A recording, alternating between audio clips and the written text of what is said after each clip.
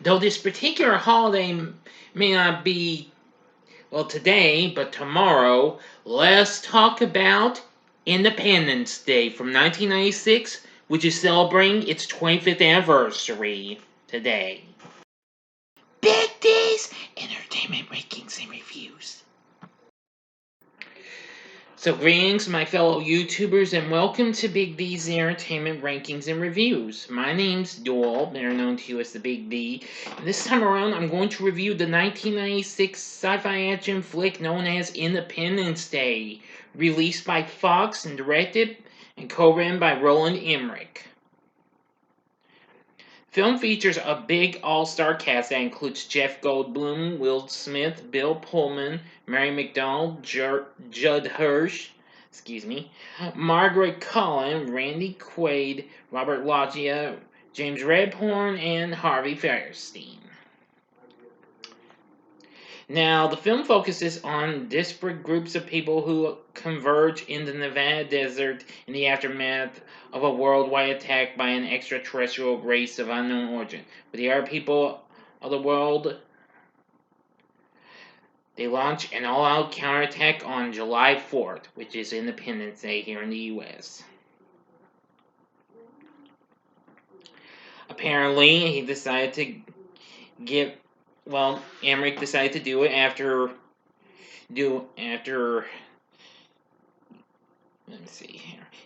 he did Stargate a couple years before this. Yeah, I came up with the idea for this film while answering a question about his own belief in the existence of alien life.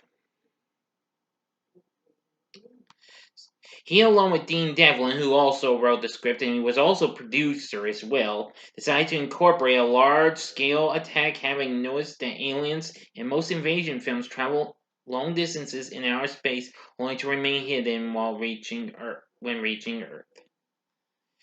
Nevertheless, this was what was considered to be a big hit. So let's get into the story. On July 2nd, 1996, an enormous alien mothership arrives in the orbit of the Earth and deploys multiple saucers, each 15 miles wide, that take positions over Earth's major cities. David Levinson, an MIT-trained satellite technician, decodes a signal embedded within global satellite transmissions, realizing it is the aliens' countdown timer for a coordinated attack.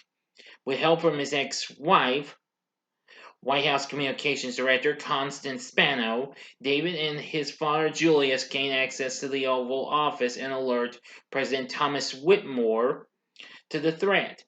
Whitmore orders evacuations of New York City, Los Angeles, and Washington, D.C., but it was too late. Each of the saucers fires a single destructive beam, causing a gargantuan explosion that incinerates each saucer's targeted city, killing millions.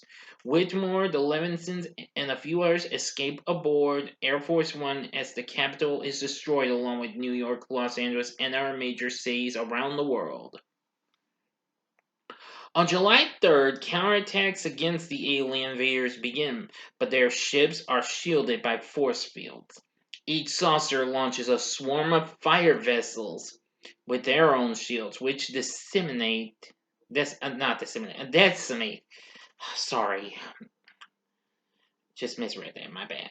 The human fire squadrons and military bases. Captain Stephen Hiller, one of the mission's squadron leaders, survives by luring his attacker to the enclosed spaces of the Grand Canyon before ejecting from his plane. Causing the enemy fire to crash land, he subdues the downed alien and flags down a convoy of refugees. His arrive with former combat pilot Russell Case.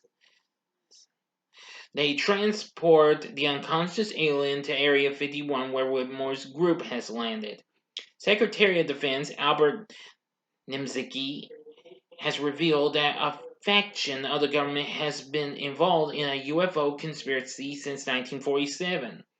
When one of the invaders' attack fighters crashed in Roswell, Area 51 houses the now refurbished ship and 3 alien corpses recovered from the crash. As scientist Dr. Brackish Oaken examines the alien captured by Steven, it regains consciousness and attacks telepathically, invading Oaken's mind and killing our personnel. It uses Oaken's vocal cords to reject Whitmore's offer of peace before launching a psychic attack against him. After Secret Service agents and military personnel kill the alien, Whitmore reveals what he learned when they were linked. The invaders plan to strip Earth of natural resources. He reluctantly authorizes a nuclear attack against one warship situated above Houston as a trial, but it remains intact. Stephen's fiancée, Jasmine DeBro, and her son, having survived the destruction of Los Angeles, rescue a truckload of other survivors, including the critically injured First Lady, Marilyn. Though they are later found by Steven and taken to Area 51, Marilyn dies shortly after being reunited with her family. Now for the final act and ending. You know the procedure like always. 5 seconds to stop this video. And go to the description box below to fast forward to the time below to avoid the ending spoilers. If you've seen the movie already, please continue on after the 5 seconds are over with. Thank you for your understanding like always. Here we go.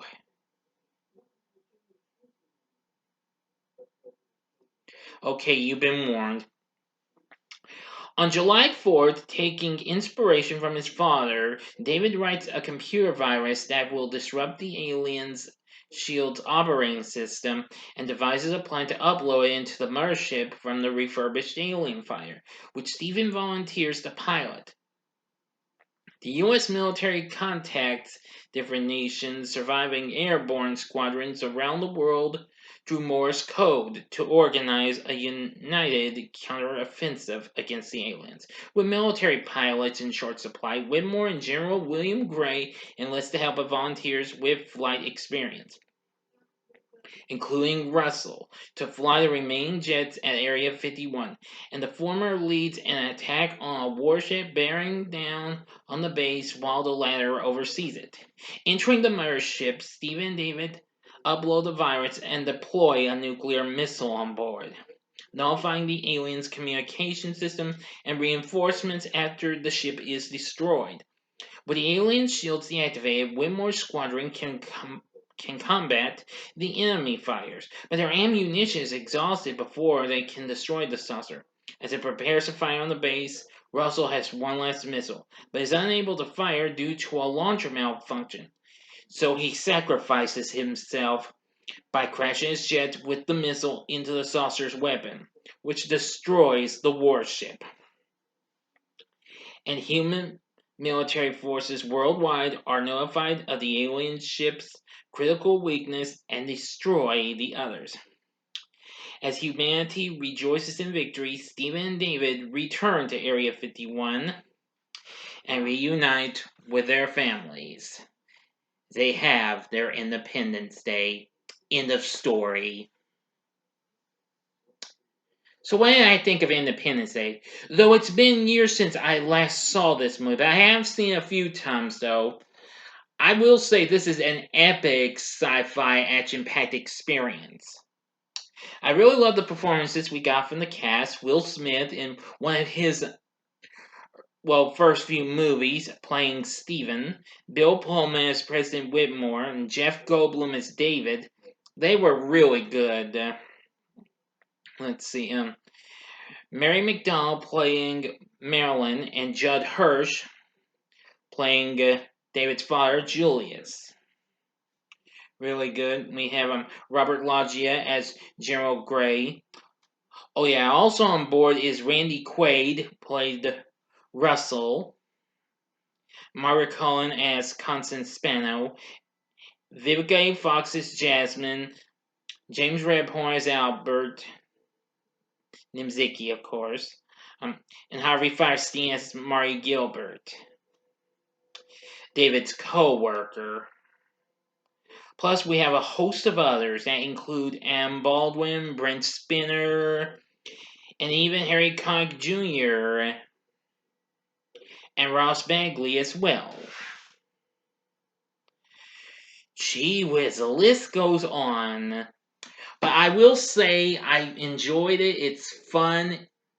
I like the direction we got from Roland Emmerich. He, of course, would later go on to give us some other movies that were produced through his company, Centropolis Entertainment. Anyway, still, the film did pretty well and went to make 817 million worldwide, which made it the highest grossing film of '96, surpassing Twister, which I haven't reviewed yet, and Mission Impossible, which I have already reviewed. The film got a lot of good response and won an Academy Award for Best Visual Effects and was nominated for Best Sound. Anyway, 20 years we had waited for a sequel, and soon they gave us Independence Day Resurgence, which was to be the first part of a planned series of films, but unfortunately, the film didn't do too well. Therefore, they scrapped plans for more, which I still thought was a good idea, but nevertheless, the film has its fun moments and what have you. I especially liked the part where Stephen and David are about to head up to the alien ship, and in one of the alien ships, and they thought they were going forward, and seems like oops, and it's like oops, what does that mean? It's like no, he just turned a little looks like a post-it with the actual directions some jerk have sat down or something like that. So let's see, we try again. It was like, yeah, well, the oops. And out they go, ah! Like, Siemens like, I have gotta give me one of these. Woo! That was a blast. That was my favorite part in that movie. It's so much fun. Anyway, still good story, good direction, great characters. Well, actually, it was mostly well, it was divided in the response by the critics. It makes two positives, so I apologize for that. But still, that's good. David Arnold does the score, which is good too. So the question is, would I recommend Independence Day? Hell yeah. This is definitely a blast. You won't be disappointed with. I think you'll really like if you haven't given it a shot, and if you haven't, well, you don't know what you're missing. Yeah.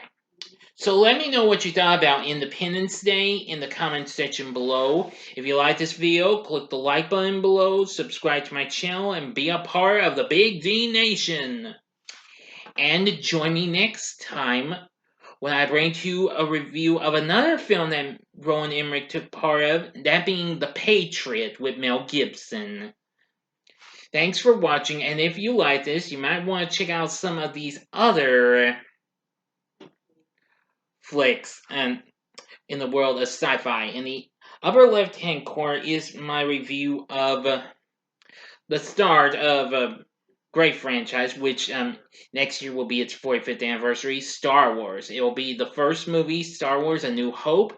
The upper right-hand corner is my review of the first ever Indiana Jones flick, which may not be sci-fi completely, but it's action-packed, and it's Raiders of the Lost Ark, which I did last month for its 40th anniversary. Or if you want something more disastrous, go to the bottom left-hand corner and see my review of The Towering Inferno. And the bottom right-hand corner is the button you can click to subscribe. If you like rankings and reviews on movies, TV, music, video games, etc., then I'm your guy. Thanks for watching. Until next time, I'm the Big D saying, see ya.